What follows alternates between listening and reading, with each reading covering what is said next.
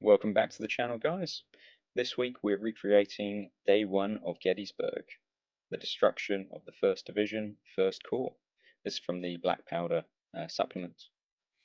So early on in the day, the Confederates had been advancing towards Gettysburg town, and they'd already struck the Union cavalry screen under General Buford. The cavalry had withdrawn just as General Reynolds' 1st Corps had started coming up the line. And that's where our battle is going to start to take place today. If you haven't already, please hit the like and subscribe button so that you don't miss any future videos. So the Confederate force is Heath's division, which consists of 4 brigades of infantry plus an artillery battery. Unfortunately, I couldn't find a picture of the artillery commander, but that's how our force looks on the table. Quite a good, powerful little force. On the Union side, as I said, it's the 1st Corps, 1st Division. So the 1st Corps was under General Reynolds, who historically actually died that morning. Confederate sharpshooters got him. The 1st Division was under Wadsworth's command, and he had 2 brigades, General Meredith and General Cutler. And that's their forces there, with the Iron Brigade as part of it. So we've set up the overall battlefield as close to the map in the book as possible. Although the area down in the bottom right there with the fences, that is a wooded area, although I just don't have the tree numbers for it.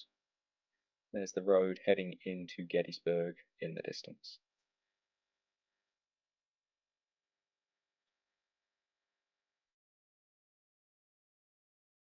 So we had the initial deployment of both sides. So today I was playing as the Confederates for a change, and my adversary Steve was playing Union. Now usually he's a very aggressive person and pushes forwards and goes on the offensive, so that's what I was expecting in this game. But he actually took a page out of my book and started to defend quite heavily, which was quite interesting. So with his troops on the railway embankment there, he had good lines of fire on my advancing troops. There's Archer's brigade and Davis's brigade with the artillery reserve. For our game, we said the artillery couldn't move forwards, just because the Confederates did have a lot more infantry, and so if you were able to bring them up close range, it would be devastating. But in turn 1, the Union troops were withdrawn to the rear slope of to the rear side of the slope, protecting them from that direct artillery fire, which was a good move, especially since it was going to take me several turns to advance my infantry. Whilst a small amount of artillery fire was exchanged between the 2 sides and a few casualties were taken, it wasn't too bad. Unfortunately for the Union, General Cutler was killed in the 1st artillery round of the game, so that wasn't so good for them. Well, in turn 2, the Confederate reinforcements turned up, and I wanted to get them to the front as quickly as possible, so my lines basically slowed at this point until I could get all the troops as close to the front as possible. Each turn, you can see the Union lines are withdrawing just slightly, and he's getting into a tighter and tighter defensive pocket. You could almost say he's designed it like a collapsing bag, if anyone knows the reference.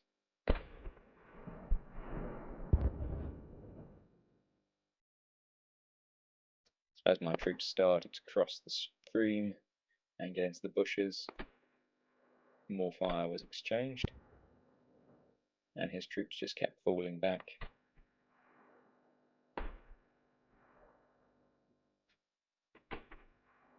Which, as you can imagine, when I'm used to him charging forwards and trying to take ground, I wasn't sure quite what was happening, whether it was just a ploy to draw me in and then he was going to counterattack, or whether it was just going to be a defensive action. Yeah, I was kept guessing until the end. But as my troops took the brow of the hill, they could catch the full sight of the Union forces arrayed before them, and his artillery took their chance to fire several devastating shots into my ranks. Luckily my commander wasn't hit. So there goes Archer's troops trying to swing around to the bottom of the screen. And the rest of my lines, Davis's troops, are in the what would have been the railway cut on the far side. Now the Union were getting into pretty good defensive positions. We're in the cornfield and within the stony roads. So now my artillery and long-range fire was starting to take less of an effect on him. Good for him, not so good for me. By this stage I was pretty sure I knew what he was up to, and that was just falling back. I would say personally in hindsight, considering I had more troops, he would have probably been better off trying to attack and destroy Archer's brigade, because he did have more troops. But on marched my troops, straight down the road into the barrel of a cannon. Not what you want to see. Unfortunately, it had to be done. I think by the actual supplement, you've got 7 turns. We extended that out to 10, just so that we could make sure we had a good conclusion to the game. But now the Confederates were coming on in the same old style, and the Union troops were arrayed in the same old style. It was time to get to grips. Confederates charged down the hill into withering volleys, taking pretty horrific casualties, but able to deal almost as good as they get.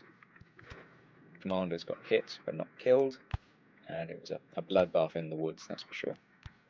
My troops advancing straight down the road. Again, although the artillery was redeployed, they carry on straight for the gun. Not probably the best tactic, but I needed to knock it out, so it was full speed ahead, whilst my troops on the far side kept closing in. At this point, most of my troops were within musket range or rifle range, and the tally was growing turn by turn. Cutler's brigade by this point had taken significant casualties, and you can see there one of the units is fleeing towards the rear. My assault in the woods was checked, but luckily my troops didn't break, so we then just resorted to volley fire backwards and forwards. His artillery on the hill were slaughtering my troops, so luckily I managed to get the reinforcements up at this stage and align my battle lines so that we could use our numerical numbers to actually whittle him down more. But he was now in prepared positions, so either way it was going to be bloody and hard, and that it was. In the distance my artillery was still trying to get the odd shot off, but now that the troops were coming into close quarters, they were limited in their effects, unfortunately. The cannon fired a round of grape shot into me, destroying the 1st Regiment, followed by several volleys which almost decimated the 2nd in the attack column. But on they went. Not quite the 600 of the charge of the Light Brigade, but still. At this stage, Archer's brigade lost 2 of its regiments. They broke and were fleeing to the back. Luckily, it was almost tit for tat. One of mine broke, one of his broke. His guns would keep me back, even though he had lost a unit. I couldn't exploit it. It was a very, very frustrating and exciting time, because anything could happen at this stage. But then Archer's brigade rallied, turned about, fired 2 volleys in, which broke the remainder of his troops' will to stand, and with that the game was pretty well over. It was a very fun game. We do enjoy the games where it's not just where it isn't equal. Balanced points games aren't something we really appreciate too much, just because how often in history has one side been identical to the other. In value, it's very rare. You usually only attack when you do have superiority. So this one was a very fun game for us. And we will be playing it again from the alternative perspective. But as you can see, right up to the last second, I had units fleeing.